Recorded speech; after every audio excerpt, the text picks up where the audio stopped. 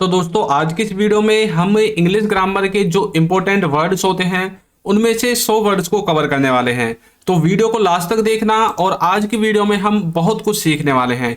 जिन बच्चों को helping verb, modal verb इनमें प्रॉब्लम होती है तो इनको भी हम अच्छे से आज की वीडियो में देखेंगे और कुछ इंपॉर्टेंट वर्ड्स हैं जिनको हम इस वीडियो में देखेंगे। तो चलिए वीडियो को शुरू करते हैं। तो देखिए, सबसे पहले हम देखने वाले हैं हैज, हैव, इसके साथ बीन को। जब हम हैज और हैव के साथ बीन लगाते हैं तो इसका क्या सेंस निकलता है। इसका मतलब होता है किया जा चुका है या फिर हो गया है। मतलब कोई काम किया जा चुका है या फिर कोई काम किसी मतलब सब्जेक्ट के द्वारा किया जा चुका है या हो गया है, इस वाले सेंस में। ये जो है आपका पैसिव में बनेगा। जब भी आपको हैज और हैव इसके साथ बीन लगा हुआ दिखाई दे तो वहां पर 99% केस होता है कि वो जो होगा वो आपका पैसिव में बनेगा। अब इसके बाद यदि आपको वर्ब की थर्ड फॉर्म और दिखती है तो पक्का जो है कंफर्म हो जाता है 100% ये पैसिव में ही है। तो देखिए, जब पैसिव में होगा तो इसमें सबसे पहले ऑब्जेक्ट आएगा।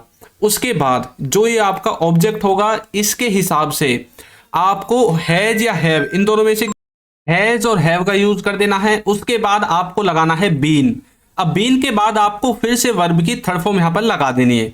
अब यहां पर देखिए, ये जो ऑब्जेक्ट है यदि ये थर्ड पर्सन सिंगुलर के अंदर आता है, यानी कि ही, सी, इट या फिर किसी व्यक्ति का नाम इसके अंदर आता है, तब आपको हैज का यूज करना है। वरना कुछ भी हो सबके साथ आपको हैव ही लगाना है। ये बात आपको याद रखनी है और इस पॉइंट को आप लिख लीजिए। जब भी ही, सी, इट और किसी व्यक्ति का नाम आएगा तब आपको हैज लगाना है। इसके अलावा कुछ भी हो सबके साथ हैव लगाकर बीन लगा देना है और फिर लगा देनी है वर्ब की थर्ड फॉर्म। तो चलिए एग्जांपल्स देखते हैं। मुझे पढ़ाया गया है, मुझे पढ़ाया गया है, तो इसकी इंग्लिश बनेगी I have been taught, I have been taught, मुझे पढ़ाया गया है। तो यहां पर जो आई है ये आपका ऑब्जेक्ट है। उसके बाद ये जो है ये थर्ड पर्सन सिंगुलर के अंदर नहीं आता है, यानी कि ही, सी, इट और किसी व्यक्ति के नाम के साथ ये आई नहीं आता है, तो इसलिए हमने इसके साथ हैव का यूज कर दिया है। फिर हमने बीन लगा दिया, जैसा कि हमारा स्ट्रक्चर बोलता है कि हैज हैव के बाद बीन लगाना है। फिर टीच की थर्ड फॉर्म टॉट हमने इसमें लगा दी है, तो आई हैव बीन टॉट। इस तरह से मुझे पढ़ाया गया है। एक एग्जांपल और देखिए, उसे दिखाया गया है, उसे दिखाया गया है। अब हम किसी मूवी के बारे में बात करें कि भाई उस मूवी को दिखाया गया है, इस वस्तु को दिखाया गया है, या फिर जिस भी चीज को, जिस भी नाटक को, सीरियल को, फिल्म को, जिसको भी दिखाया गया है, यदि आपको उसके बारे में बात करनी है तो तब हमने इट का यूज किया है। यदि कोई लड़का है, लड़की है, तो इट को आप चेंज कर सकते हैं और यहां पर ही, सी जो भी आपको लगाना है उसको लिख सकते हैं। उसके बाद जो इट है ये थर्ड पर्सन सिंगुलर के अंदर आता है, तो इसलिए इसके साथ हमने हैज का यूज कर दिया। इट हैज बीन, अब वॉच की लगानी है third form watched, it has been watched, मतलब उसे या फिर इसे दिखाया गया है। तो इस तरह से आप हैज हैव के साथ बीन का यूज कर सकते हैं। अब नेक्स्ट है हमारा मेक। मेक का मतलब होता है करवाया, किसी चीज को करवाया। जैसे कि मैंने तुमसे कुछ काम करवाया, तो मतलब मेरे द्वारा तुमको ये काम करवाने के लिए मनाया गया, तुम्हारे मतलब तुमसे मैंने अपना काम करवा लिया, तो तब हम मेक का यूज करते हैं। इसका जो स्ट्रक्चर है वो बिल्कुल सिंपल है, आपको देखने में बड़ा लग सकता है। तो देखिए, इसमें आपको सबसे पहले सब्जेक्ट लिखना है, फिर हेल्पिंग वर्ब लिखनी है, फिर मेक लगाना है, फिर हिम और हर, इनमें से कोई एक आ जाएगा। अब ये डिपेंड करेगा क्योंकि ये आपका ऑब्जेक्टिव केस है यहाँ पर, तो यहाँ पर ऑब्जेक्टिव केस ही आएगा हमेशा। उसके बाद वर्ब की फर्स्ट फॉर्म आएगी और फिर आपका ऑब्जेक्ट आएगा। तो देखिए, यहाँ पर जो एक चीज गौर करने वाली है, ये जो मेक है ये आपका चेंज होता रहेगा टेंसेज के अनुसार, आपके सेंटेंस के अनुसार। कहीं पर मेक आ जाएगा, कहीं पर मेड, कहीं पर मेकिंग और कहीं पर मेक्स। अब कुछ बच्चे कंफ्यूजन में होंगे कि हमें कैसे पता चलेगा कि कहां पर क्या आएगा। तो देखिए, जब आप किसी टेंस को बनाते हैं तो आपको पता है वर्ब में आईएनजी कहां पर लगती है, कंटिन्यूअस टेंस में, वर्ब की फर्स्ट फॉर्म के बाद आईएनजी। तो मेकिंग में आईएनजी है तो मतलब ये कंटिन्यूअस टेंस में यूज होगा। मेड क्या है, इसकी सेकंड फॉर्म है, तो इसलिए ये पास्ट इंडेफिनिट में यूज होगा, क्योंकि सेकंड फॉर्म पास्ट इंडेफिनिट में यूज की जाती है। उसके बाद मेक्स, मेक्स कहां पर यूज होता है, प्रेजेंट के इंडेफिनिट में, क्योंकि इसमें एस या ईएस लगा हुआ है। तो आपको पता है एस या ईएस कहां पर लगता है, प्रेजेंट के इंडेफिनिट में। तो इस तरह से आपको मेक को समझना है। तो चलिए एग्जांपल्स देखते हैं। उसने मुझे नचवाया, मतलब उसने मुझसे नचवाने का काम करवाया। मतलब जब कोई किसी से कोई काम को करवाता है तब हमें मेक का यूज करना है एज ए पॉजिटिव वर्ब। तो हम बोलेंगे ही मेड मी, सॉरी यहां पर लिखा हुआ है उसने मुझे पढ़वाया, तो हम बोलेंगे he made me study, he made me study. और यदि नचवाने के बारे में बात करेंगे तो यहां पर डांस का यूज हमें करना पड़ेगा। जैसे कि मैं उसे समझाऊंगा, तो आप बोलोगे I will make him understand, I will make him understand. तो इस तरह से आपको यूज करना है। मैंने उसे समझाया, अब देखिए समझाऊंगा ये है फ्यूचर का, लेकिन मैंने उसे समझाया ये है आपका पास्ट का, कि भाई मैंने पास्ट में उसको समझा दिया। तो यदि हम पास्ट के बोलेंगे तो मैंने आपको बताया था हमें मेड का यूज करना है वर्ब की सेकंड फॉर्म का। तो हम बोलेंगे I made him understand, I made him understand. और हमने जो ऊपर वाला था मैं उसे समझाऊंगा, ये फ्यूचर का है, तो फ्यूचर में हम हेल्पिंग वर्ब के रूप में विल का यूज करते हैं। तो हम बोलेंगे आई विल, पहले हमने हेल्पिंग वर्ब लगा दी फिर लगा दिया make, I will make him understand, इस तरह से। चलिए एक और देखते हैं। उसने हमें दिखवाया, उसने हमें दिखवाया, तो बोलेंगे he made me watch, he made me watch, यानी कि मैं खुद नहीं देखना चाह रहा था लेकिन उसने हमें दिखवाया, उसने मुझे दिखवाया। तो इस तरह से आप मेक का यूज कर सकते हैं। नेक्स्ट है सपोज्ड टू। सपोज टू का मतलब होता है कुछ करने की उम्मीद की जाती है। जब किसी से किसी कार्य को करने की उम्मीद की जाती है तब हमें सपोज्ड टू का यूज किया जाता है। देखिए इसका जो स्ट्रक्चर है उसमें सबसे पहले सब्जेक्ट आएगा, फिर सपोज्ड टू आएगा, फिर वर्ब की फर्स्ट फॉर्म आएगी और फिर आ जाएगा आपका ऑब्जेक्ट। चलिए देखते हैं कुछ एग्जांपल्स। उन्हें हमारी मदद करनी चाहिए, उन्हें हमारी मदद करनी चाहिए। अब वैसे तो देखने में लग रहा है कि भाई इसमें शुड आना चाहिए, लेकिन हम ऐसी उम्मीद कर रहे हैं उनसे कि वो हमारी मदद करेंगे, उन्हें हमारी मदद करनी चाहिए। तो देखिए सेंटेंस का सेंस समझने की जरूरत है, ना कि इन वर्ड्स को देखने की जरूरत है। जो हम फीलिंग निकालना चाहते हैं अपने वाक्य से उसको समझिए और उसके हिसाब से राइट हेल्पिंग वर्ब और राइट मॉडल वर्ब आप यूज कीजिए। तो हम बोलेंगे दे आर सपोज्ड, उनसे सपोज्ड किया जाता है, उनसे उम्मीद की जाती है कि टू हेल्प अस, कि वो हमारी मदद करें। मतलब they are suppose to help us, मतलब उन्हें हमारी मदद करनी चाहिए, इस बात की हम उनसे उम्मीद कर रहे हैं। तुम्हें वहां जाना चाहिए, तुम्हें वहां जाना चाहिए। तो बोलेंगे you are supposed to go there, you are suppose to go there, तुम्हें वहां पर जाना चाहिए। नेक्स्ट देखिए हमें अब पढ़ना चाहिए, मतलब अब पढ़ने का टाइम हो गया है और घर वाले भी हमसे यही उम्मीद कर रहे हैं कि भाई बच्चों को पढ़ना चाहिए। तो जब हमसे कोई उम्मीद करता है या हम किसी से उम्मीद करते हैं तब हम इस वर्ड का यूज करते हैं सपोज टू। तो देखा ना कितना इंपॉर्टेंट है ये वर्ड। तो बोलेंगे we are supposed to study now, तो इस तरह से आप सपोज टू का यूज कर सकते हैं। नेक्स्ट है अबाउट टू। अबाउट टू का मतलब क्या होता है? अबाउट टू का मतलब होता है होने वाला है, मतलब कुछ होने वाला है, कोई वस्तु होने वाली है, कोई चीज होने वाली है, कोई काम होने वाला है, वहां पर आप अबाउट टू का यूज करेंगे। इसका स्ट्रक्चर सबसे आसान है, पूरी इंग्लिश ग्रामर में सबसे आसान स्ट्रक्चर इसी का है। अब आपने देख लिया इतना बड़ा तो आप घबरा गए। अब देखिए घबराने वाली बात नहीं है, सबसे आसान कैसे है समझिए। सबसे पहले सब्जेक्ट लगाया, जैसा कि हर सेंटेंस में लगता है, सबसे पहले सब्जेक्ट और सबसे लास्ट में ऑब्जेक्ट, दो बातें खत्म हो गई। उसके बाद आपको इज एम आर ये किस में यूज होते हैं? प्रेजेंट में। वाज वर ये किस में यूज होते हैं? पास्ट में। अब कंफ्यूज हो गए कहां पर? इज एम आर का यूज करते हैं प्रेजेंट कंटिन्यूअस टेंस में, याद आया। वाज वर का यूज करते हैं किस में? पास्ट के कंटिन्यूअस टेंस में, याद आया। तो अब आपको एक चीज इनसे समझना है, जब प्रेजेंट में बोलेंगे तो इज एम आर लगाना है, पास्ट में बोलेंगे तो वाज वर लगाना है। आएगा इनमें से एक ही, लेकिन मैंने एक साथ लिख दिया जिससे कि एक साथ आपको समझ में आ जाए। फिर अबाउट टू लिखना है, फिर वर्ब की फर्स्ट फॉर्म लिखनी है और फिर ऑब्जेक्ट लिखना है। अब देखिए एग्जांपल, वह आने वाला है, वह आने वाला है। तो आप बोलोगे he is about to come, he is about to come, वह आने वाला है। तुम सोने वाले थे, तुम सोने वाले थे। तो बोलोगे you were about to sleep, तुम सोने वाले थे, you were about to sleep. Next है हम देखने वाले हैं, हम देखने वाले हैं। तो बोलेंगे we are about to watch, we are about to watch. तो इस तरह से जब कोई किसी काम को करने वाला है या करने वाले हैं वहां पर आपको अबाउट टू का यूज करना है। नेक्स्ट है can have to. Can have to का मतलब होता है करना पड़ सकता है, कोई काम करना पड़ सकता है। देखिए इसमें सबसे पहले सब्जेक्ट आता है, फिर लगाना है कैन हैव टू, फिर लगानी है वर्ब की फर्स्ट फॉर्म और फिर आपका ऑब्जेक्ट आ जाता है। देखिए कैसे आएगा, उसे जाना पड़ सकता है, मतलब जब किसी को कोई काम करना पड़ सकता है, आपको इस तरह का भाव निकलता है, इस तरह की सिचुएशन आपको लगती है और वो आपको ऐसा लगता है कि भाई कंपलसरी है, अगर ये सिचुएशन हो गई तो इसको करना ही पड़ सकता है, यानी कि करना पड़ ही जाएगा बिल्कुल, तब आपको कैन हैव टू का यूज कर देना है। बोलोगे he can have to go, he can have to go, उसे जाना पड़ सकता है, मतलब अगर वहां से फोन आ गया, यदि पापा जी का फोन आ गया तो आपको जाना पड़ सकता है। बोलते हो ना कई बार ऐसे कि वहां से फोन आ गया तो तुमको पक्का जाना पड़ सकता है, you can have to go, इस तरह से। तो तुम्हें पढ़ना पड़ सकता है तो बोलोगे you can have to study, you can have to study, तुम्हें पढ़ना पड़ सकता है। इस तरह से आप कैन हैव टू का यूज करोगे।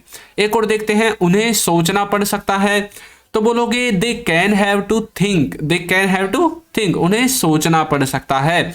तो इस तरह से आप कैन हैव टू का यूज कर सकते हैं जब किसी को कुछ करना पड़ सकता है, कोई काम करना पड़ सकता है। नेक्स्ट देखिए, यदि अभी तक आपने हमारी बुक्स को परचेज नहीं किया है तो लिंक डिस्क्रिप्शन बॉक्स में मिल जाएगा। और हाँ एक बात और, बुक को परचेज करो या ना करो, लेकिन जो हमारा ऐप है उसको जरूर डाउनलोड करो, लिंक डिस्क्रिप्शन में है। और कंप्लीट इंग्लिश ग्रामर इसमें कवर कराई गई है तो जाकर जरूर डाउनलोड करें। नेक्स्ट है is am are, is am are का मतलब होता है कर रहा है। अभी इसका मतलब क्या है, कर रहा है मतलब प्रेजेंट के कंटिन्यूअस टेंस में हम इज एम आर का यूज करते हैं वर्ब की फर्स्ट फॉर्म के साथ आईएनजी लगाकर। कुछ याद आया, नहीं आया ना, चलिए आगे देखते हैं। सबसे पहले सब्जेक्ट, फिर इज एम आर, फिर वर्ब की फर्स्ट फॉर्म, फिर आईएनजी, फिर ऑब्जेक्ट। अब आ गया समझ में? तो चलिए इसके कुछ एग्जांपल्स देखते हैं। तो इसके एग्जांपल्स में है वो खेल रहे हैं, वो खेल रहे हैं तो बोलेंगे दे आर प्लेइंग, मतलब कोई किसी काम को अभी कर रहा है, वहां पर आप यूज करते हैं प्रेजेंट के कंटिन्यूअस टेंस का। वो खेल रहे हैं तो बोलेंगे दे आर प्लेइंग। नेक्स्ट है पापा जा रहे हैं, पापा जा रहे हैं कहां पर, घर पर, तो पापा घर जा रहे हैं तो बोलेंगे पापा इज गोइंग टू होम, पापा इज गोइंग टू होम। तो इस तरह से आप जो है आपका इज एम आर इसका यूज कर सकते हैं। नेक्स्ट है मैं टीवी देख रहा हूं, मैं टीवी देख रहा हूं तो बोलेंगे आई एम वॉचिंग टीवी। आपके पड़ोसी बोल रहे हैं आपसे भाई क्या कर रहा है, आप बोल रहे हैं मैं टीवी देख रहा हूं, अब बोलना है आपको आई एम वॉचिंग टीवी, मैं टीवी देख रहा हूं। इस तरह से आपको समझ में आना है, समझ में आ गया? तो नेक्स्ट है not having to, not having to का मतलब होता है नहीं पड़ रहा है, मतलब कोई काम करना नहीं पड़ रहा है, आपको कोई काम करना नहीं पड़ रहा है। तो देखिए सबसे पहले सब्जेक्ट, फिर हेल्पिंग वर्ब, फिर नॉट, फिर हैविंग टू, फिर वर्ब की फर्स्ट फॉर्म और फिर ऑब्जेक्ट। तो स्ट्रक्चर कितना बड़ा है, 1 2 3 4 5 6, सिर्फ 6 वर्ड आपको याद करने हैं और कोई काम करना पड़ रहा है या नहीं पड़ रहा है वो सब कुछ आपको समझ में आ जाएगा। तो चलिए इसके एग्जांपल्स देखते हैं। मुझे पढ़ना नहीं पड़ रहा है, मुझे पढ़ना नहीं पड़ रहा है, बोलते हो ना कई बार ऐसे भाई अब तो छुट्टी पड़ गई, अब तो कोरोना आ गया, मुझे पढ़ना नहीं पड़ रहा है, अब तो मैं फ्री हूं। अब बोलोगे आप I am not having to study, I am not having to study, मुझे पढ़ना नहीं पड़ रहा है। उसे खेलना नहीं पड़ रहा है तो बोलोगे he is not having to play, he is not having to play. तुमको खाना नहीं पड़ रहा था, तुमको खाना नहीं पड़ रहा था तो बोलोगे you were not having to eat, you were not having to eat. तो इस तरह से नॉट हैविंग टू का यूज कर सकते हैं। नेक्स्ट है शुड हैव, भाई किसी को इंग्लिश में चाहे कुछ आता हो या नहीं आता हो, लेकिन जो ये शुड वाली सीरीज है ना ये सबको आती है। शुड का मतलब होता है चाहिए, शुड हैव का मतलब होता है चाहिए था। यदि मैं सही बोल रहा हूं तो आप बोलना कमेंट में करके हाँ जी हमें शुड हैव के बारे में पता था। तो शुड हैव का मतलब होता है चाहिए था। जब हम किसी को कोई सलाह देते हैं कि तुम्हें ये करना चाहिए था, उसे ये करना चाहिए था, लेकिन सलाह देंगे पास्ट के बारे में, उसने पास्ट में किया नहीं, तभी तो हम बैठकर अब सलाह दे रहे हैं उसको। तो इसका स्ट्रक्चर बिल्कुल आसान है जो कि सबको पता है। सबसे पहले सब्जेक्ट, फिर शुड हैव, फिर वर्ब की थर्ड फॉर्म और फिर ऑब्जेक्ट। तुम्हें खाना चाहिए था तो बोलोगे you should have eaten, you should have eaten. उसे देखना चाहिए था तो बोलेंगे he should have seen, he should have seen. हमें बोलना चाहिए था तो we should have spoken, we should have spoken. तो किसी को कुछ करना चाहिए था पास्ट में। जब इस तरह की सलाह हम देते हैं तो आंख बंद करके शुड हैव का यूज कर देते हैं वर्ब की थर्ड फॉर्म के साथ। समझ में आ गया। नेक्स्ट देखते हैं, नेक्स्ट है हैविंग टू। अभी हमने पढ़ा था नॉट हैविंग टू, कोई काम करना नहीं पड़ रहा है, लेकिन यदि हम इसको बिल्कुल सिंपल सेंटेंस में बनाएं तो हमें हैविंग टू का यूज करना पड़ेगा सिंपली। इसका मतलब है पढ़ रहा है, कुछ करना पड़ रहा है। इसमें सबसे पहले सब्जेक्ट, फिर हेल्पिंग वर्ब, फिर हैविंग टू, फिर वर्ब की फर्स्ट फॉर्म के बाद ऑब्जेक्ट आता है। देखिए, मुझे पढ़ना पड़ रहा है तो बोलेंगे I am having to study. I am having to study, मुझे पढ़ना पड़ रहा है। उसे खेलना पड़ रहा है तो बोलेंगे he is having to play. He is having to play. तुमको नाचना पड़ रहा था तो बोलेंगे you are having to dance. You were having to dance, तुमको नाचना पड़ रहा था। इस तरह से आप हैविंग टू का यूज कर सकते हैं। नेक्स्ट है कुड हैव, जिसका मतलब है कर सकते थे या फिर पास हो सकती थी। कुछ कर सकते थे या फिर कुछ पास हो सकती थी। आपके कोई वस्तु पास हो सकती थी या फिर आप पास्ट में कोई काम कर सकते थे लेकिन आपने किया नहीं। तो इसका स्ट्रक्चर भी उसी तरह से है। सबसे पहले सब्जेक्ट, फिर कुड हैव, फिर वर्ब की थर्ड फॉर्म और फिर ऑब्जेक्ट। देखिए, तुम वहां जा सकते थे तो बोलेंगे you could have gone there. You could have gone there. तुम्हारे पास कार हो सकती थी तो बोलेंगे you could have a car. You could have a car. Next है वह यहां आ सकता था। वह यहां आ सकता था तो बोलेंगे he could have come here. He could have come here, वह यहां आ सकता था, तुम्हारे पास कुछ हो सकता था। इन सभी को बताने के लिए कुड हैव का यूज किया जाता है। तो अब हम देखते हैं फॉर और सिंस, इन दोनों में क्या डिफरेंस है। बच्चे इनमें भी कंफ्यूज रहते हैं। तो देखिए, फॉर और सिंस, तो फॉर का यूज हम करते हैं समय अवधि के लिए, ड्यूरेशन के लिए। जब हम एक टाइम अवधि बताते हैं, एक ड्यूरेशन बताते हैं। और जो सिंस है वो हम तब यूज करते हैं जब हम किसी निश्चित समय के बारे में बात करते हैं। अब देखिए, टाइम अवधि और निश्चित समय, इन दोनों में क्या अंतर है। तो जो टाइम अवधि है यानी कि टाइम ड्यूरेशन है, उसमें हम बोलते हैं ना 2 घंटे से, मतलब 2 घंटे की टाइम ड्यूरेशन से कोई किसी काम को कर रहा है। जैसे मैं 2 घंटे से खेल रहा हूं, मैं 2 घंटे से पढ़ा रहा हूं, मैं 3 दिनों से उसको देख रहा हूं, मतलब इस टाइम ड्यूरेशन से मैं उसको देख रहा हूं। किसी काम को जब हम टाइम ड्यूरेशन को बताते हैं किसी काम की, तब हमें फॉर का यूज करना पड़ता है। लेकिन सिंस का हम तब यूज करते हैं जब हमें परफेक्ट टाइम बताते हैं। बिल्कुल, हाँ भाई, एक्यूरेट टाइम हमने बता दिया। जैसे कि 2 बजे से, मतलब एक्यूरेट टाइम के बारे में हमने बात कर दी।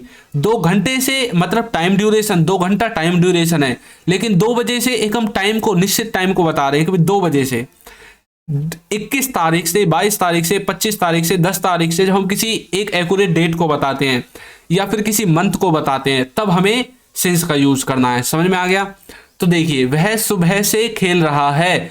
अब हमने सुबह से, अब यहां पर क्या है, एक सुबह क्या है, एक निश्चित समय है, क्योंकि पूरे दिन में एक बार ही सुबह होती है, एक बार ही शाम होती है, एक बार ही दोपहर होती है। तो जब हम निश्चित समय के बारे में बात करेंगे तो किसका यूज करना है, सिंस का। देखिए, अब हम देखते हैं नेक्स्ट कि यहां पर जो हमने लिखा है इसका क्या मतलब है। तो देखिए, ऊपर लिखा हुआ है फोर के आगे कुछ वर्ड्स लिखे हुए हैं और फिर लिखा हुआ है सिंस के आगे कुछ वर्ड्स लिखे हुए हैं। अब देखिए यहां पर किस तरह से यूज होगा, वह सुबह से खेल रहा है। अब नीचे लिखा हुआ है he has been playing. He has been playing, वह खेल रहा है। यहां तक कितना बन गया। अब हमें सिंस लगाना है या फोर, ये ऊपर से देख लीजिए। अब ऊपर लिखा हुआ है सुबह से, तो सुबह मतलब एक निश्चित समय है, तो हम लगाएंगे since. He has been playing since morning, सुबह से, इस तरह से। अब जब 2 बजे से हो, 21 तारीख से हो, अप्रैल से हो, किसी महीना के बारे में बात हो, किसी डेट के बारे में बात हो, तब हमें सिंस का यूज कर देना है। अब ये सुबह को हटाकर यहां से जैसे मैं बोलने लगूं वह 2 बजे से खेल रहा है, तो 2 बजे किस में आया है, यानी कि किसी निश्चित टाइम के बारे में बात की गई है, तो ये आया है सिंस में। तो हम बोलेंगे he has been playing since 2 PM या फिर 2 AM, जब भी आपको बोलना है। यदि हम बोलेंगे वह 2 घंटे से खेल रहा है, यानी कि टाइम ड्यूरेशन के बारे में बात हो रही है, तो बोलेंगे he has been playing for 2 hours. इस तरह से आपको यूज करना है। समझ में आ गया। नेक्स्ट है हैड बीन, जिसका मतलब होता है किया जा चुका था या फिर कोई काम हो चुका था। ये भी आपका पैसिव वॉइस में बनेगा। जिस तरह से हैज हैव बीन बना था ना पैसिव में, उसी तरह से ये भी पैसिव वॉइस में बनेगा। इसका स्ट्रक्चर देखिए, ऑब्जेक्ट सबसे पहले आएगा क्योंकि पैसिव में है, फिर हैड बीन के बाद वर्ब की थर्ड फॉर्म आएगी। काम को किया नहीं गया था, काम को नहीं किया गया था, तो बोलेंगे the work had not been done. The work had not been done, काम को नहीं किया गया था। मुझे घर भेजा गया था, आपके घर वाले पूछने गए भाई तुम कहाँ गए थे, तो आप बोलोगे मुझे घर भेजा गया था किसी काम से। ये आपने नहीं बताया किसने भेजा था, तभी तो ये पैसिव में है। तो जब हम सब्जेक्ट के बारे में नहीं बताना चाहते या सब्जेक्ट के बारे में नहीं जानते या फिर जानबूझ कर छुपाना चाहते हैं, तब हमें पैसिव वॉइस का यूज करना पड़ता है। I had been sent home, इस तरह से बोलोगे। अब ये पैसिव में है, ये तो मैंने आपको बता ही दिया है। तो नेक्स्ट है एबल टू। एबल टू का मतलब होता है लायक है, कोई किसी चीज के लायक है, कोई किसी काम के लायक है, किसी काम को करने के लायक है, तब हमें एबल टू का यूज करना पड़ता है। इसका जो स्ट्रक्चर है बिल्कुल सिंपल है। इसमें सबसे पहले सब्जेक्ट, फिर हेल्पिंग वर्ब, फिर एबल टू, फिर वर्ब की फर्स्ट फॉर्म और फिर ऑब्जेक्ट आएगा। देखिए वह यह काम करने के लायक था, यानी कि इस काम को करने के लायक था वो, तो बोलेंगे he was able to do this, यानी कि उसके अंदर एबिलिटी थी इस काम को करने की पास्ट में। तुम वहां नहीं जा सकते, यानी कि तुम वहां जाने के योग्य नहीं हो, तुम वहां जाने के लायक नहीं हो, तो बोलेंगे you are not able to go there, you are not able to go there. आप वह नहीं कर पाओगे, तो बोलेंगे you are not able to do that, you are not able to do that. आप वह नहीं कर पाओगे, तो वहां पर आपको एबल टू का यूज करना है। नेक्स्ट है डिड। डिड का मतलब है किसी ने कुछ नहीं किया, किसी ने कोई काम नहीं किया, तब हमें डिड का यूज करना पड़ता है पास्ट के उस वाक्य को बताने के लिए। इसमें सबसे पहले सब्जेक्ट, फिर डिड, फिर नॉट, फिर वर्ब की फर्स्ट फॉर्म और फिर ऑब्जेक्ट आता है। देखिए वह नहीं गया, मतलब पास्ट में उसने यह काम नहीं किया, तो बोलेंगे ही डिड नॉट गो। आपने नहीं देखा, तो बोलेंगे you did not watch, you did not watch. क्या वे नहीं गए, तो बोलेंगे did they not go, did they not go. तो इस तरह से जब पास्ट के बारे में किसी ने कोई काम नहीं किया है, तब आपको डिड का यूज कर देना है नॉट के साथ। नेक्स्ट है विल हैव टू। ये सबसे अच्छा है, सबसे ज्यादा परेशान भी करता है बच्चों को। तो इसका एक बिल्कुल छोटा सा तरीका मैं आपको बता देता हूं याद करने का। विल को पकड़कर बैठ जाइए। विल का मतलब होता है फ्यूचर, क्योंकि विल का यूज हम करते हैं फ्यूचर टेंस में, तो जहां पर भी विल दिखेगा फ्यूचर। अब विल के साथ चाहे कुछ भी आ जाए, फ्यूचर के बारे में बात होगी। अब इसके साथ आ गया हैव टू, तो इसका मतलब बन गया करना पड़ेगा, कोई काम करना पड़ेगा, लेकिन कब? फ्यूचर में, अभी नहीं, फ्यूचर में। तो जब फ्यूचर में कोई काम करना पड़ेगा तो हम विल हैव टू का यूज करते हैं। स्ट्रक्चर में सबसे पहले सब्जेक्ट, फिर विल हैव टू, फिर वर्ब की फर्स्ट फॉर्म और फिर ऑब्जेक्ट। उसे जाना पड़ेगा, तो बोलेंगे he will have to go, he will have to go, उसे जाना पड़ेगा। तुम्हें खेलना पड़ेगा, तो बोलेंगे you will have to play, you will have to play. उन्हें देखना पड़ेगा, तो बोलेंगे they will have to watch, they will have to watch. तो इस तरह से आप विल हैव टू का यूज करेंगे। किसी को कुछ करना पड़ेगा, वहां पर आपको विल हैव टू का यूज करना है। तो नेक्स्ट है used to have. Used to have का मतलब होता है पास हुआ करता था, किसी के पास कुछ हुआ करता था, तब हमें यूज्ड टू हैव का यूज करना है। देखिए इसका यूज हम करते हैं पास्ट में, क्योंकि पास्ट में हम बात करते हैं कि भाई पास्ट में हमारे पास एक लैम्बोर्गिनी हुआ करती थी, पास्ट में हमारे पास BMW हुआ करती थी, बहुत सारे पैसे हुआ करते थे, हमारे पापा के पास ये हुआ करता था, फलाना हुआ करता था, ढिमका हुआ करता था। तो जब पास्ट में कुछ हुआ करता था, यूज्ड टू हैव का यूज करना है। देखिए इसमें सबसे पहले सब्जेक्ट, फिर यूज्ड टू हैव, फिर ऑब्जेक्ट। हमारे पास एक BMW हुआ करती थी, पास्ट के बारे में बात कर रहे हैं, तो बोलेंगे we used to have a BMW car, we used to have a BMW car. उसके पास 1 करोड़ रुपए हुआ करते थे, उसके पास 1 करोड़ रुपए हुआ करते थे, तो बोलेंगे he used to have 1 CR rupees, he used to have 1 CR rupees। तो इस तरह से आप बोल सकते हैं मेरे पास एक कार हुआ करती थी, मेरे पास एक कार हुआ करती थी, तो बोलेंगे we used to have a car, we used to have a car। तो इस तरह से आप used to have का यूज कर सकते हैं। नेक्स्ट देखते हैं, इसमें हमारा है had to, जिसका मतलब होता है करना पड़ा या करना पड़ता था, करना पड़ा या करना पड़ता था। इसमें सबसे पहले सब्जेक्ट, फिर हैड टू, फिर वर्ब की फर्स्ट फॉर्म के बाद ऑब्जेक्ट। देखिए मुझे जाना पड़ा, तो बोलेंगे I had to go, I had to go. उसे खेलना पड़ता था, तो बोलेंगे ही हैड टू प्ले। तो इस तरह से कुछ करना पड़ा या कुछ करना पड़ता था, आपको यूज करना है हैड टू का। अब कंफ्यूज मत हो जाना कि दोनों का स्ट्रक्चर एक जैसा है, तो पता कैसे चलेगा भाई किसकी फीलिंग निकल रही है। तो जब आप कन्वर्सेशन करोगे ना, तो आपको अपना पता चल जाएगा। ये बात आपको याद रखनी है, सिर्फ आपको प्रैक्टिस करनी है और आप अपने आप निकालने लग जाओगे कि भाई जाना पड़ा या पड़ता था, क्या बोलना है। तो नेक्स्ट है शुड बी, जिसका मतलब होता है होना चाहिए या रहा होना चाहिए, मतलब किसी को कहीं पर होना चाहिए या कुछ कर रहा होना चाहिए। इसका जो स्ट्रक्चर है उसमें सबसे पहले सब्जेक्ट, फिर शुड बी, फिर आपके अदर वर्ड्स आते हैं। उसे घर पर होना चाहिए तो बोलेंगे he should be at home, he should be at home. मुझे खेल रहा होना चाहिए तो बोलेंगे I should be playing, I should be playing. उसे पढ़ रहा होना चाहिए तो बोलेंगे she should be studying, she should be studying. तो इस तरह से शुड बी का यूज कर सकते हैं किसी को कुछ कर रहा होना चाहिए या होना चाहिए वाले सेंस में। नेक्स्ट है वुड हैव, जिसका मतलब होता है कर चुके होंगे या कर लिए होंगे या फिर किसी के पास कोई वस्तु होगी, वहां पर हमको वुड हैव का यूज करना है। इसमें देखिए कर चुके होंगे, इसमें आपकी वर्ब लगेगी और किसी के पास कुछ होगा, ये आपका विदाउट वर्ब के साथ बनेगा। अब देखिए कुछ बच्चे मुझसे बोल रहे थे कि सर वुड हैव तो हमसे आता है, तो इसलिए मैंने इसके एग्जाम्पल्स ऐड नहीं किए हैं, सिर्फ इसकी जो सेंस है उसको आपको बता दिया है।